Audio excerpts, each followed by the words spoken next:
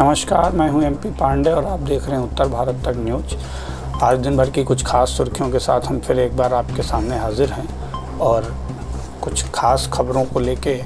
जिन पे हम आज चर्चा करेंगे और बात करेंगे। हमारी सबसे पहली खबर आज जो है वो उसी राजनीति से है जिस राजनीति को लेकर देश में हमेशा से कहीं ना कहीं एक सवालिया निशान बना रहा है कि जब भी देश के अंदर कोई बड़ी बीमारी या कोई बड़ी महामारी या कोई बड़ा होता है तो हमारे देश के नेता सिर्फ और सिर्फ राजनीति करने के अलावा और कुछ करना नहीं जानते हैं। इसी की शुरुआत मंगलवार से हुई जब राहुल गांधी ने सरकार के ऊपर ये आरोप लगाया कि सरकार संपूर्ण टेस्टिंग भारत में नहीं कर रही है और कोरोना को लेकर सही जानकारी पब्लिक को नहीं दे रही है, और ना ही लॉकडाउन जो सरकार ने किया था वो सफल हुआ, क्योंकि लॉकडाउन की विफलता के कारण ही कोरोना के मामले इतने ज़्यादा बढ़ गए हैं। अब राहुल गांधी के आरोप लगाने के बाद केंद्रीय कानून मंत्री भारतीय जनता पार्टी के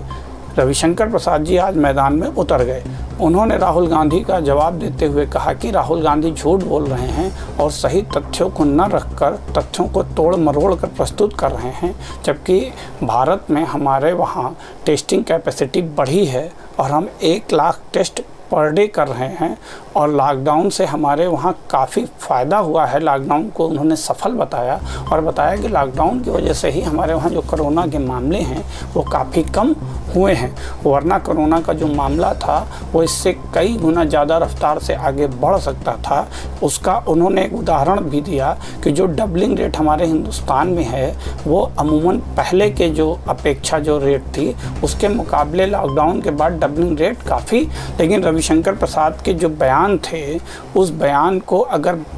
आज की डेट में कोरोना के परिप्रेक्ष्य में, भारत के परिप्रेक्ष्य में देखा जाए तो वो बहुत ज़्यादा सही हो ऐसा प्रतीत नहीं होता दिखाई देता है, क्योंकि भारत में नहीं अपितु पूरे विश्व में इस समय कोरोना 55 लाख की संख्या मरीजों की पार कर चुका है। और भारत की अगर बात करें तो भारत में ये आंकड़ा 1,57,767 को पार कर चुका है। इसके बावजूद भी अगर हम ये कह रहे हैं कि हमने कोरोना को कंट्रोल कर लिया है तो ये कहना काफ़ी मुश्किल होगा। अगर कोरोना के बाकी अन्य मामलों पर भी ध्यान दिया जाए, अन्य देशों की अपेक्षा भारत की स्थिति को देखा जाए तो भारत में भी 4,000 से ऊपर मौतें हो चुकी हैं और अभी भी कोरोना जो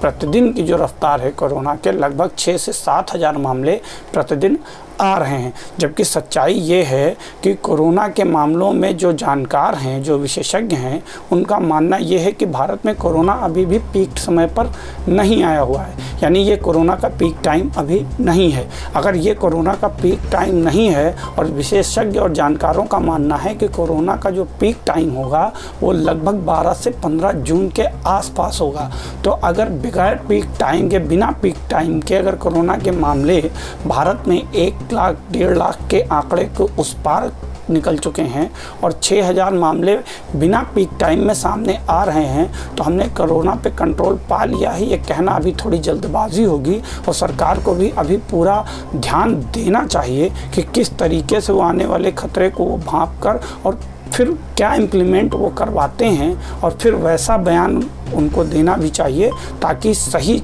चीज़ जनता को और पब्लिक को पता चल पावे। अब इसके बाद हम आज बात करते हैं खास दूसरी खबर की जो महाराष्ट्र से है। महाराष्ट्र में पिछले कुछ दिनों एक सियासी संकट खड़ा हुआ था जिसमें ये बात सामने आ रही थी कि महाराष्ट्र में राष्ट्रपति शासन लगाया जाए। ये बात आई कहाँ से? इस बात की शुरुआत तब हुई जब महाराष्ट्र के नारायण राणे ने जाकर महाराष्ट्र के राज्यपाल भगत सिंह कोश्यारी से मुलाकात किया और ये कहा कि महाराष्ट्र की सिचुएशन को देखते हुए वहाँ पर राष्ट्रपति शासन लगा देना चाहिए। अब उनका इस बयान के बाद महाराष्ट्र के सियासी हलचल में भूचाल आ गया। उसके जस्ट बाद, नारायण राणे की मुलाकात के जस्ट बाद जो एनसीपी प्रमुख हैं शरद पवार, उन्होंने भी जाकर राज्यपाल से महाराष्ट्र के मुलाकात किया और मुलाकात करने के बाद उनकी मुलाकात से ही ये चर्चा और गर्म हो गई कि क्या महाराष्ट्र में कोई सियासी हलचल होने वाली है, जबकि ऐसा नहीं हुआ। राज्यपाल से मुलाकात के बाद जिस तरीके से एनसीपी प्रमुख का बयान आया और एनसीपी पार्टी का बयान आया, उन्होंने कहा कि हमारा और हमारे प्रमुख का और राज्यपाल का जो ये मीटिंग हुई है, ये जो चर्चा हुई है, ये पहले से तय थी और उसी तय समय के अनुसार ही एनसीपी प्रमुख राज्यपाल से मिले हैं और उसका फ़िलहाल इस घटनाक्रम से कोई लेना देना इस मुलाकात का नहीं है। लेकिन फिर भी इसके बाद सियासी गठबंधन की तरफ से भी एक बयान आया, जो महाराष्ट्र गठबंधन अघाड़ी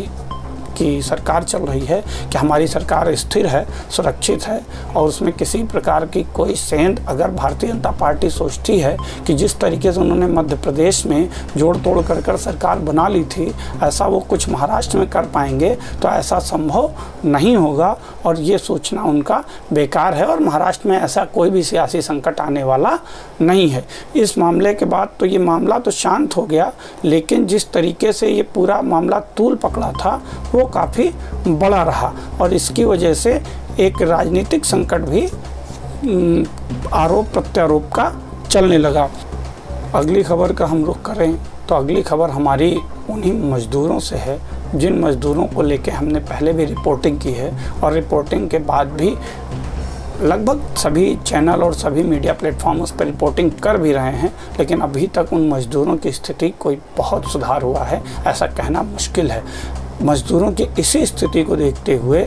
सुप्रीम कोर्ट की भी मेहरबानी मज़दूरों पे हुई और सुप्रीम कोर्ट ने स्वतः संज्ञान लिया मज़दूरों की स्थिति को देखते हुए और केंद्र सरकार से 1 हफ्ते के अंदर जवाब मांगा है कि जो इंतज़ाम मज़दूरों के लिए आपने किए थे ये वो नाकाफी थे। इसके बाद केंद्र सरकार को 1 सप्ताह का समय दिया गया है कि वो इस मामले में अपना जवाब दाखिल करें और ये सुप्रीम कोर्ट को बतावें कि महाराष्ट्र में और अन्य पूरे देश में जो मज़दूर की स्थिति है उस पर वो क्या कार्य कर रहे हैं। लेकिन सुप्रीम कोर्ट के संज्ञान के बाद में भी क्या मज़दूरों की स्थिति बहुत बदली हो, ऐसा कहना बहुत मुश्किल है, क्योंकि मज़दूरों की स्थिति में कोई बहुत बड़ा परिवर्तन आया है ऐसा दिखाई नहीं देता है। इसकी वानगी आपको मुंबई के CST स्टेशन पे मिल जाएगी, जहां पर आज भी हज़ारों मज़दूर अपने घर आने के लिए स्टेशन पर बाहर